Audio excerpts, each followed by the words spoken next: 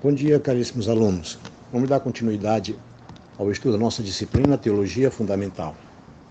Acredito que vocês já receberam o texto. Ótimo.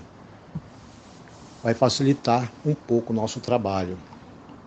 Nas nossas aulas à distância, nós não temos aqueles recursos que na sala de aula podemos também utilizar.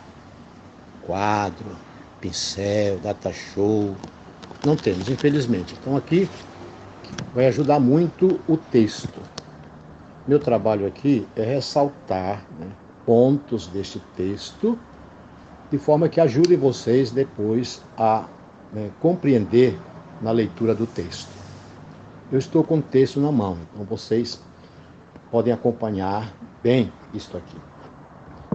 Nós vamos falar do objeto da teologia fundamental. Para tratar deste assunto, nós temos que pôr em jogo duas realidades importantes: a revelação e a credibilidade. Entra uma terceira também, que é o ato de fé.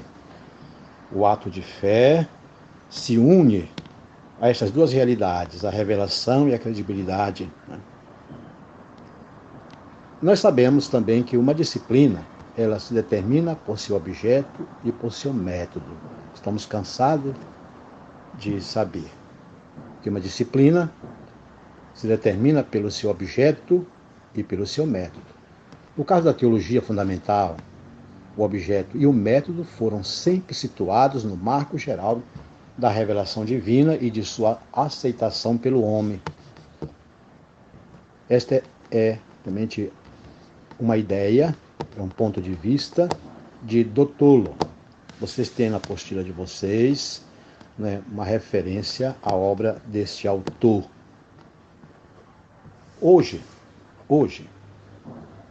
pode-se dizer que todo objeto da teologia fundamental é a revelação de Deus para o homem.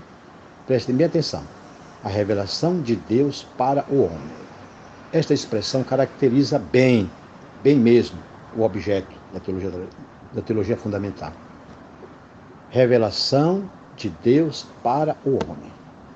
Deus se revela, vem ao encontro do homem, quer estabelecer com o homem um diálogo. Para que aconteça um diálogo, é preciso que aqueles que dialogam possam utilizar palavras compreensíveis ou ideias compreensíveis. Se isso não ocorre, então não há diálogo. Se um fala e o outro não compreende o que aquele está falando, então ele não vai de forma nenhuma estabelecer um diálogo com ele. Com Deus acontece justamente isto. Ele vem ao encontro do homem e estabelece um diálogo. Este diálogo de Deus com o homem se torna acessível, ele é compreensível à inteligência do homem. É isso que nós chamamos de credibilidade. Primeiro que quem fala é Deus.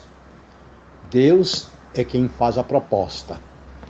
O homem, ao responder, ele responde dando ao seu assentimento de fé, e este assentimento de fé ele ocorre porque houve uma compreensão daquilo que Deus está propondo a ele, ao homem.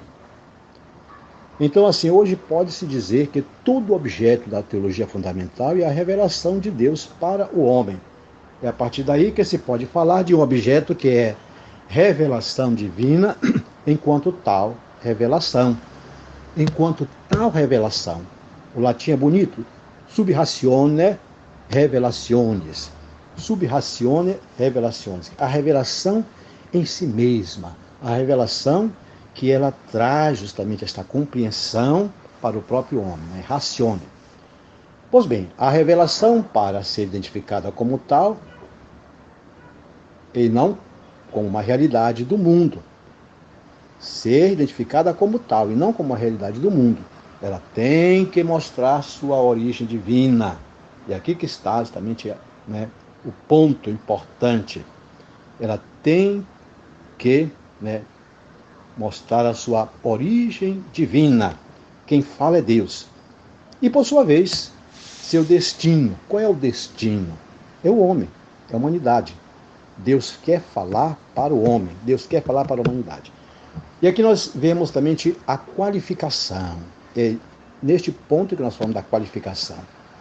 A qualificação da revelação, que mostra esta origem divina e este destino humano, é chamado então de credibilidade, né? Então agora eu já compreendo o que é esta credibilidade.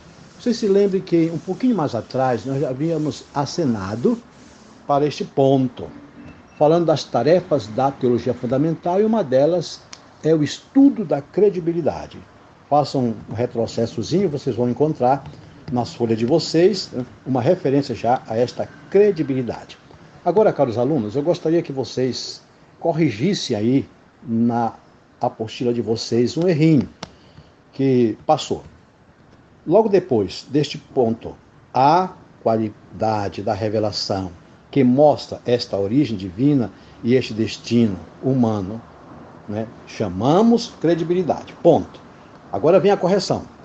Pela credibilidade, aí está esta, não é pela credibilidade, a revelação, aí está a relação, não é, tirem, a revelação dá a entender que é uma realidade distinta da luz da razão. Isso é claro, né?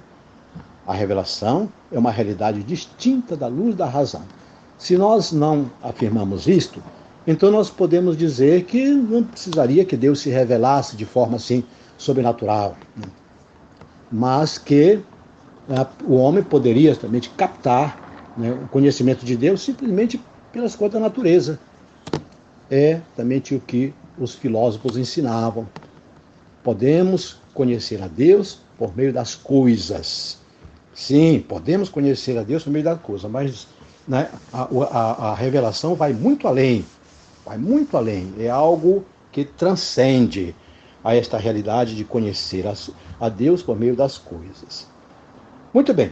Revelação e credibilidade formam parte. Aqui na apostila de vocês está patê. Não.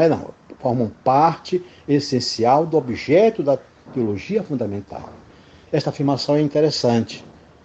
Revelação e credibilidade formam parte essencial do objeto da teologia fundamental. E agora vem aquele pontinho que eu tinha mencionado lá no comecinho desta aula. A ela se une o ato de fé. Então, nós sabemos que o ato de fé ele está unido tanto à revelação como à sua credibilidade.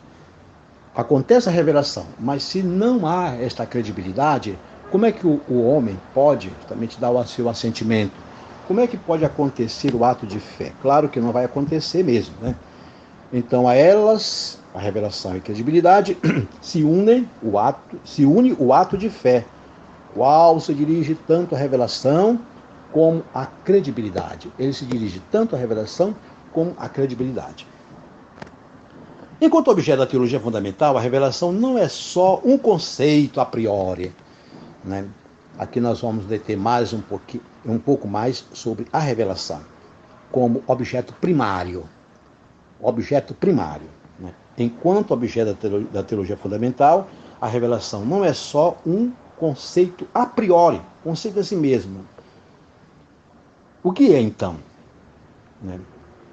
É autocomunicação e automanifestação pessoal e livre de Deus aos homens. Eu até grifei isto aqui, né? Porque esta afirmação é importante. É autocomunicação, automanifestação pessoal e livre de Deus aos homens. Né? Por ser autocomunicação pessoal e livre, a revelação é distinta e se situa a outro nível, que é a criação. Claro, né? Aqui se trata de Deus, que sai ao encontro do homem para salvá-lo e introduzi-lo na sua vida divina. Agora, um ponto que eu gostaria que vocês fixassem bem, que está aqui na folha, né? Este Deus que se revela é o Deus vivo, que vai muito mais além do que dele pode afirmar o pensamento humano. Aí sim, eu entendo porque que a revelação ela não se reduz à esfera justamente do cognoscível, da criação apenas. O Deus que se revela é o Deus vivo, que vai muito mais além do que dele pode afirmar o pensamento humano. É o Deus trino, que se dá a conhecer e se entrega em Cristo. Esta é uma afirmação que eu gostaria que vocês fixassem bem. Tá? Um outro ponto interessante é este aqui. Né? A revelação dimana de sua origem e conceito cristológico, porém se constitui também como uma realidade a sé. Uma realidade a sé. Corrijam aí no texto de vocês, porque essa palavrinha ela está unida, essa palavra ela está, né, pregada, precisa desunir. Essas duas palavrinhas aí, a sé, né, a sé. Como uma realidade a sé, em si mesma. Então nós estamos, né, dizendo que ela se constitui também uma realidade a sé.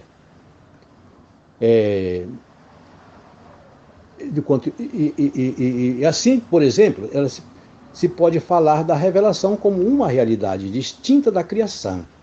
Distinta da criação. Como uma realidade em si mesma, ela é distinta da criação, a qual mantém também uma íntima relação com o Verbo encarnado, ou uma íntima relação da razão.